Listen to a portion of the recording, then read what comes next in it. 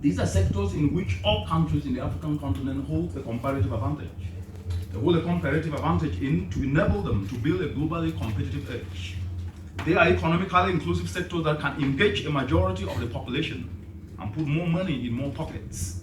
In addition to these socio-economic benefits, these sectors are also capable of combating climate change to ensure Africa's contribution to a 1.5 scenario accelerate realization of leading socio-economic scenarios and socio-economic priorities. These sectors are the clean energy and nature-based agriculture, which stands as and have been endorsed by the African Union Agenda 2063 itself. To maximize both the climate and socio-economic benefits of these sectors, policymakers across the entire continent, informed by science and analysis, concluded at the 16th African Ministerial Conference on Environment, which took place last year in Libreville, on the need to ensure that these two sectors need to be amalgamated. They need to amalgamate their developments for complementarity towards establishing sustainable agricultural-led clean energy power agro-industrialization. This is a strategic thrust to build globally competitive industries, projected to pump up to about $1 trillion into the regional economy and create not less than 17 million jobs.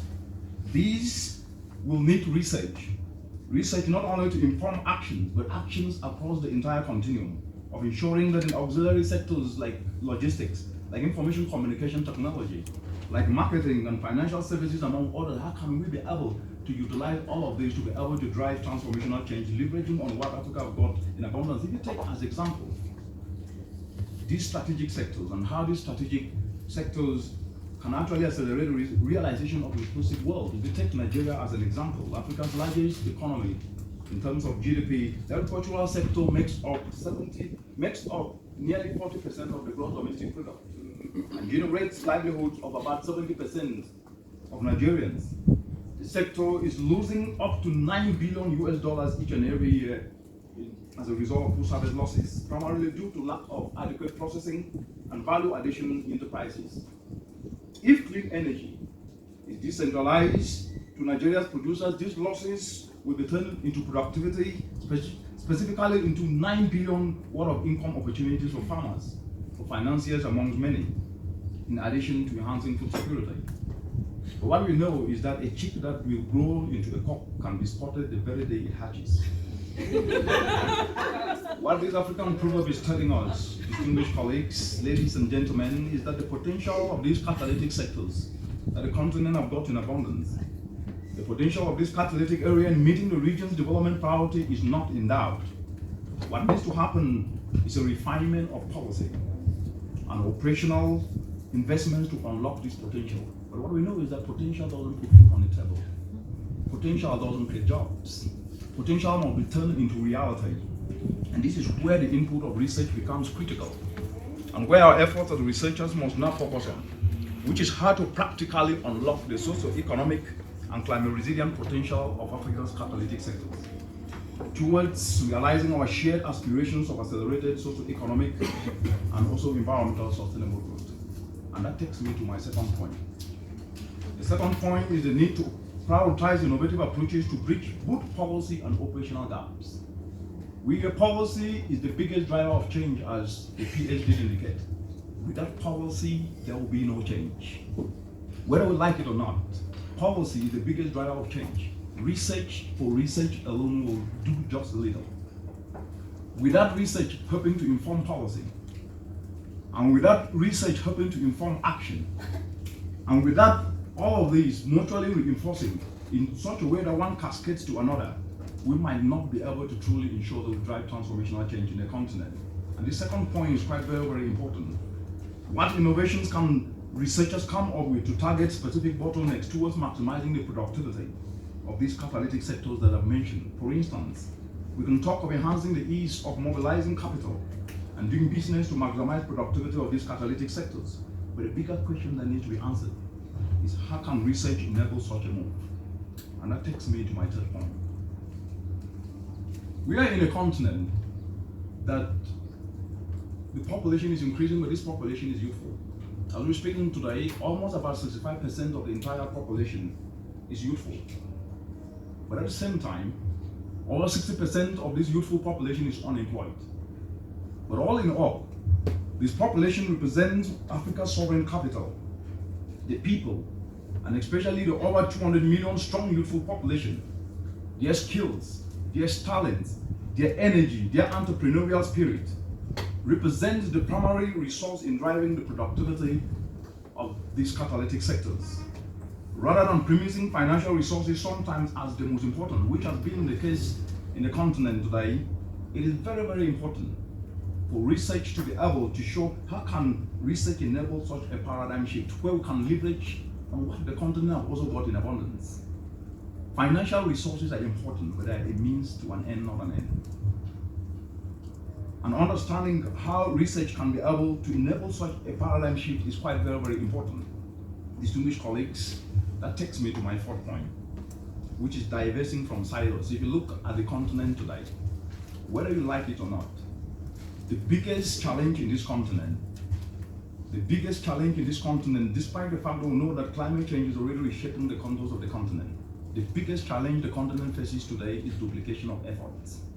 Duplication of efforts costs resources, they cost human time. They do not help to accelerate socio-economic transformation. And if we do not build on synergies, leverage on complementarity, we will continuously focus on silos, and those silos will not drive transformational change for the continent. So it is very, very important to diverse from silos, to leverage on inclusive, mutually beneficial and market-driven partnerships. Partnerships are crucial, but inclusive partnerships. Collective endeavors become crucial. Partnerships among complementary stakeholders, building on their strengths, an ongoing initiative to maximize the productivity of these catalytic sectors that I mentioned.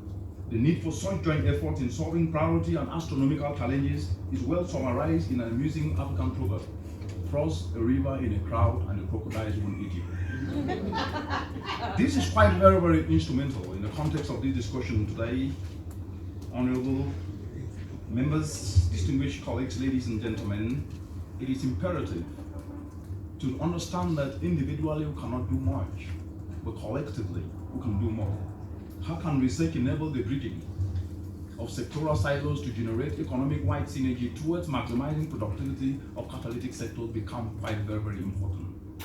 Kenya is already demonstrating the strength of such complementarity, such complementary actions at policy level by diverting from silos in policy implementation.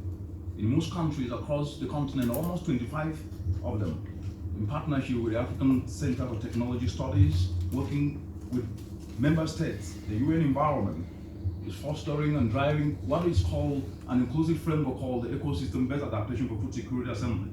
And what these have set to do is to bring each and every one, researchers, academia, policymakers, private sector, and even individual citizens, and everyone across the board, to be able to utilize their skills and talents so that they can be able to contribute in their own way in driving transformational change. But one of the pillars of a proposal is policy harmonization.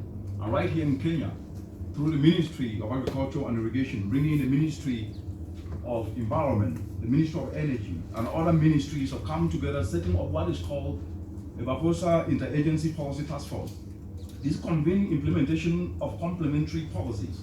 Here, implementation of the Kenya's climate-smart agricultural strategy under the Ministry of Agriculture and Irrigation is being connected to the green economy strategy under the Ministry of Environment, and the National Industrialization Policy under the Ministry of Trade and Industry, and also the provisions of the Financial Act, especially exemptions on inputs for manufacture of pesticides and use of organic fertilizers and pesticides. This is hastening the realization of the Big Four. Inclusive partnerships are therefore the way to go in solving problems, in solving pressing challenges which sometimes seemingly look as if they cannot be solved.